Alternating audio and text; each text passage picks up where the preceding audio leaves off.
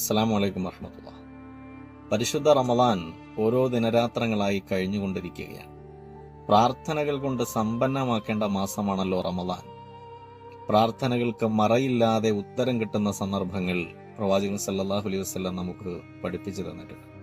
അതിൽ വളരെ പ്രധാനപ്പെട്ടതാണ് നോമ്പുകാരൻ നോമ്പ് തുറക്കുന്നതിന് മുമ്പുള്ള സമയം. വസ്വാഇമു ഹീന യുഫ്തിറു എന്നാണ് റസൂൽ സല്ലല്ലാഹു അലൈഹി വസല്ലം പറഞ്ഞത്. അഥവാ നോമ്പ് തുറക്ക് തൊട്ടു മുമ്പുള്ള സമയം ഭക്ഷണമെല്ലാം റെഡിയായിരിക്കെ ഭക്ഷണ ടേബിളിന്റെ മുമ്പിൽ ഇരുന്നു കൊണ്ട് നമ്മൾ നടത്തുന്ന ഒരു ദുആയുണ്ട്. അതുവരെയും നമ്മുടെ പക്കൽ ഭക്ഷണമുണ്ടായിരുന്നു, അന്നപാനീയങ്ങളെല്ലാം ഉണ്ടായിരുന്നിട്ടും നമ്മൾ അതൊക്കെ ഉപേക്ഷിച്ച് അള്ളാഹുവിന്റെ തൃപ്തിക്ക് വേണ്ടി നോമ്പ് പിടിച്ചു. ആ ഭക്ഷണത്തെ സാക്ഷി നിർത്തിക്കൊണ്ട് തന്നെ നോമ്പ് തുറയുടെ തൊട്ടു മുമ്പുള്ള സമയം നമ്മൾ അള്ളാഹുവിനോട് നിഷ്കളങ്കമായി നമ്മുടെ ആവശ്യങ്ങൾ പറയുകയാണ്, പ്രാർത്ഥിക്കുകയാണ്.